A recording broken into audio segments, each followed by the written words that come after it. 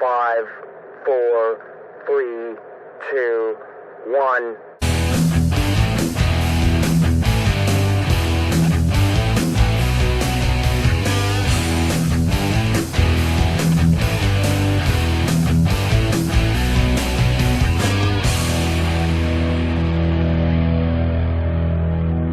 Hi and welcome to Lisburn Distillery TV, episode 21. I'm Colin Hopkins. And I'm Lydia Campbell, and in tonight's show we will be bringing you the highlights of the Whites' final two games of the 2016-17 season. We'll have an exclusive interview with the winner of the Echlinville Distillery Player of the Month for April 2017. We will then be keeping you up to date with the latest news around New Grosvenor. And finally we'll be giving you the final scores in the Colin vs Lydia Forecast Challenge.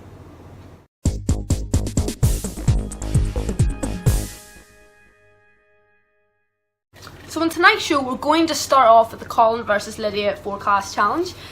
So basically how this challenge works is throughout the season Colin and I have been trying to predict the outcome of each of the Premier Intermediate League games, apart from the distillery games. And basically how it works is that if you get a full correct score right, exactly right, you get 3 points. If you get the correct outcome, whether it's a home win, home draw, home loss, you get 1 point. So roughly it's been going up and down all season, pretty much. It's been tight sometimes and then very one-way traffic other times. So Colin, how did we actually finish off? Well, we did have a forfeit as well, Lydia has to say. Oh yes, yes. We did sort of say that at the end of the season, whoever had the most points, the other person would be forced to wear a shirt of the other individual's favourite English football side. So if you win, I have to wear a Fulham shirt. If I win, you have to wear a Chelsea shirt. So viewers who watch the show regularly will have known that whenever we did our last episode, there was a 12-point difference. You were leading by 44 points to 32, and I'd more or less thrown the talent. However, folks, on Tuesday night, I won 6 points to 1. So the gap came down to 7 points. The first two games that came through then, the results of them on Saturday, Lydia got 1 point and I got 6 because I got 2 correct forecasts. The gap was down to 2 points with 3 remaining scores to come in. All of a sudden the Chelsea shirt was coming out of the cupboard and getting ready for Lydia to wear. We waited. You also let me think that this is what you had. You kept messaging me and I was panicking. But basically we waited on the last final 3 scores and lo and behold they came in and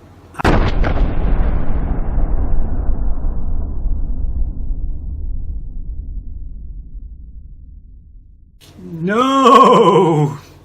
Well, as folks you can see, the 2 points I needed to pick up and to turn this challenge around, I just didn't get them. There was no more points picked up by either of us in the day, so at the end of the competition Lydia has won by 2 whole points. 2 points. We've played the whole season more or less, right the way through, and she eventually wins by 2 points. Can't believe it. See, just so, superior person. Here for everybody to see, it's me in a Fulham shirt. I've kept my word.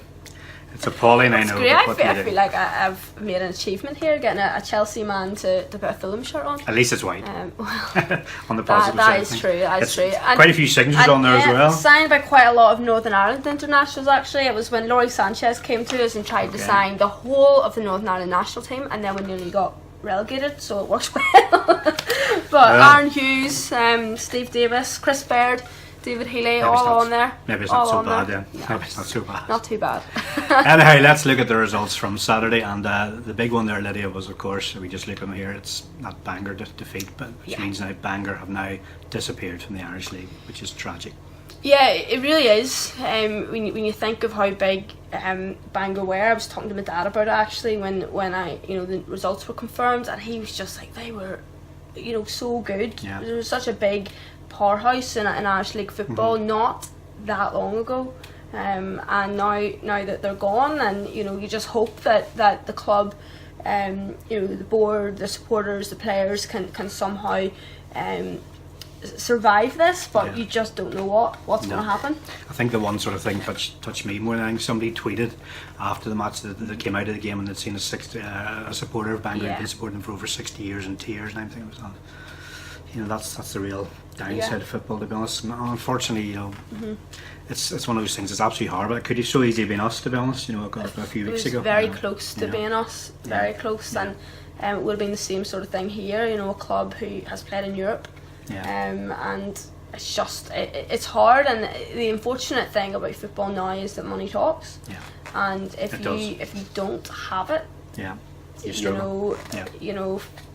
pride and passion can only get you so far, unfortunately. As much as I would like to say it's all about pride and passion, no, it's a sad side of the game. I think yeah, that's the way it's very sad. Money definitely is the big driver, which is very unfortunate. We also like to say congratulations to Limavady United. Yes. Who obviously went up, and we wish them well in Championship next season. Hopefully they do the Premier Intermediate League proud from that sort of side of it. In terms of the Surrey, we finished 9th at the end of the season, so are we happy with that, Lydia?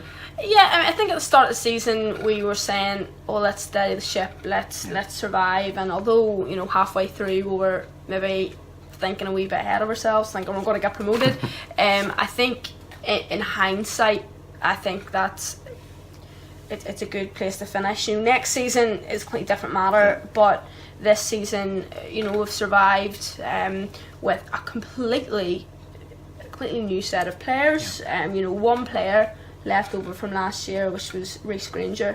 Brand new management team. The under-20s had never been formed, and you know, you're talking, it's nearly like it was year one for Lisburn Distillery and not year, you know, since the 1800s. You know what I mean? Like, and so it's disappointing in the grand scheme of things. But I think, being realistic, we've survived, and let's push on from that. Yeah, very much so. I mean, that's the end of this season, but I mean, the new season has started already. I know the boys, you know, behind the scenes, the management wise, have been very, very busy even already, and we expect to sort of see some names put to paper certainly sooner rather than later. So we'll keep you posted on that as things happen.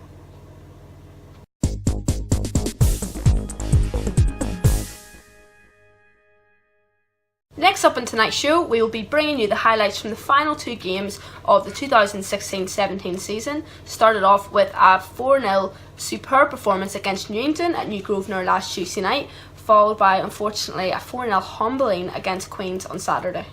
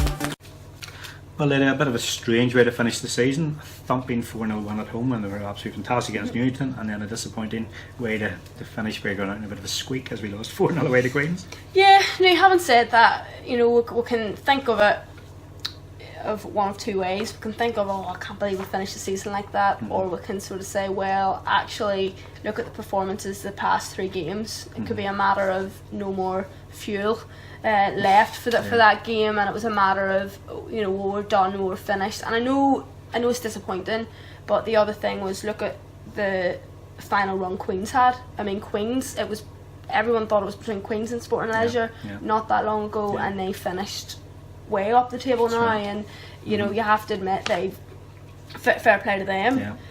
But I think when you're thinking of the Newington game, which is the one we'd probably rather focus on, everything just seemed to come together.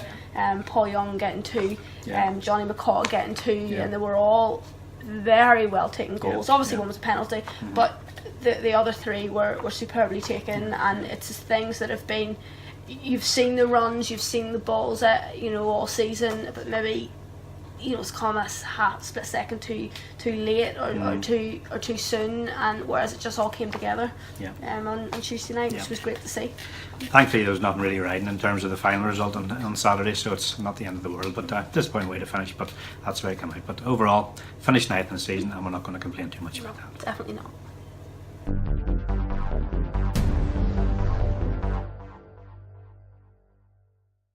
The club have announced details on the annual general meeting of shareholders, which will take place here at New Grosvenor on Thursday the 18th of May, and all shareholders should be receiving information on that shortly.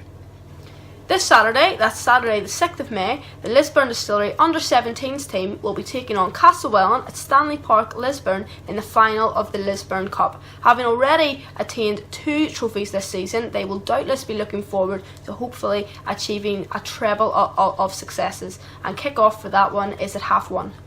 It's congratulations to the Lisburn Distillery Under-20s team, who on Saturday defeated Knockbreeders Under-20s by 4 goals to 1 to make it through to the quarter-finals of this season's George Wilson Cup. And the good news is we have highlights from the game showing 3 of the 4 goals.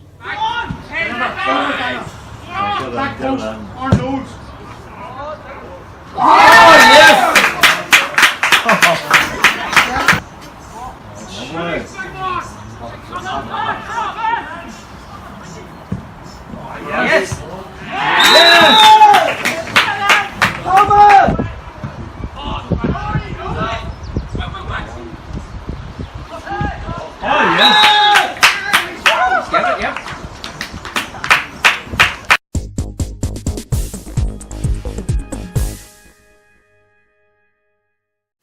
It's now time to bring you the details of the Echlinville Distillery Player of the Month for April 2017, and we're delighted to announce that for this month, winning the award for the second time this season is defender Darren Doherty.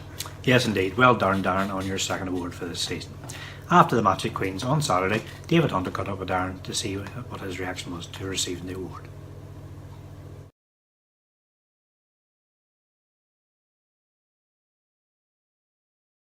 Darren, thanks very much for joining me. Last game of the season, and in some respects I suppose we're glad, but more importantly, congratulations on your Echlinville Distillery Player of the Month award for April 2017. A lot of games this month. Was it a surprise or were you hopeful? No, I think it was a bit of a surprise, to be honest. We just kept plugging away and just hoping that the boys would do the business. A bit disappointing today to finish on that note, but we thought we'd done rightly the last 3 games anyway, actually put ourselves out of it, so very that way, but glad to say more for the team anyway, and the supporters have pulled themselves out of the relegation fight. Yeah, very much so, and you know it's a bonus in the sense that it'll be positive going forward next season. Well, that's it. Yeah, we're only starting off really this year. There's a lot of new players. Yes. So we knew that we'd have to build on steady ship a bit. So hopefully we'll build well. Maybe next year we'll push for promotion anyway. Okay. Last time you won a bottle. This time, Echlinville have kindly give us tickets for you and another to go to the distillery. You'll be looking forward to that in the better weather. Yeah, I'll be looking for a wee trip down there anyway. Get the day out. Okay, Darren, thank you very much for joining me. Yeah, I just want to thank Echlinville for sponsoring the award and for the prizes for the day trip. Okay, brilliant. Thanks very much.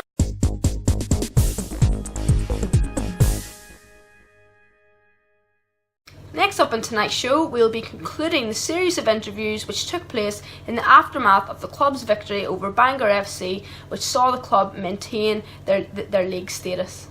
You may recall in the last episode we caught up with Jamie Peoples, William Worry and Jack McRae, and on tonight's episode we're going to hear from skipper Stephen Curley and also Andrew Simpson. So Andrew, you joined the club in January. You maybe didn't anticipate you were going to be in for as much of a battle as we were, but we'll finally come out of it on the right side. That must be a great feeling. Yeah, delighted, obviously, but we've another couple of wins still in us. We're going to go to our Newton's coming here on Tuesday night, so get another 3 points in, and then we'll go to Queen's the last day of the season. Hopefully get another 3 and finish on a high, but overall, wasn't really expecting to be in a relegation fight, but well, we're in it and we'll have to get out of it, so we're out of it now, thankfully. It must be a great feeling, you know, having those supporters as well. I mean, on Tuesday night you could hear them today. It was just, is that something that really helps you as a team? They've been amazing, brilliant, helped so much up in Sport and Leisure on Tuesday. Their past were brilliant from the first whistle to the last to help us right over the line. But we're so thankful and appreciate every one of them coming out. It was raining there at the end, and we're still all standing, clapping and cheering us in the tunnel. We love it. Oh, Stephen, you captained the side today in probably one of the biggest games of our season. We've managed to confirm our safety. Can you even sum up your thoughts for that? Delighted. Over the last obviously 8 or 9 weeks we're through a bad patch of not winning the game. Believe me, I've been struggling to sleep at nights. I know it probably sounds funny, but struggling to sleep now and hopefully get a good night's sleep anyway. I spoke to you a couple of weeks ago after the Moyola game, and you know the atmosphere around the place was just really difficult, and you know I was another defeat, 7 on the spin. That was only a couple of weeks ago, and you know we're thinking that it just must be such a change between then and now. My last interview I done was with Colin. Sport and Leisure beat us 3-2, and I was talking about promotion, and since then we just went downhill. Now we're going to beat Sport and Leisure. Great win for us on Tuesday night, by the way, and then the boys dug in deep today as well. Another great win, and honest to God, it means everything to me to stay safe. But as I say, when Sport and Leisure beat us 3-2, I was talking about we'll go again next week. We'll lose a team, we'll win as a team. We're going for promotion, but it didn't happen. Listen, football's a funny old game, and we've confirmed to stay in the league for next season anyway. But I was retiring, to be quite honest. The club was going down, I was going down with them, and that's the truth. I would have went down, I would have hung my boots up. 33 in October, so now I'm not. Hopefully the club will have me again next year. Well, we would love to just see you continue your career. Do you know what I mean? I mean, that would be a really sad way to go out, surely. So hopefully that isn't the case. You're not going to hang up the boots. But you know that motto is still the same, though, isn't it? Win as a team, lose as a team. 100%. With 2 games, I won 6 points. Boys won 6 points. Obviously, we're safe now, you know. But as I say, I was going home every week. Bad mood. Lisa will tell you, that's my partner, she'll tell you, bad mood every single week. She says to me, give it up if you're not enjoying it. I say, it's not about enjoying it, it's trying to get the club back to where the club was, and that's an ambition of mine. It's still an ambition, so hopefully we can do it next year.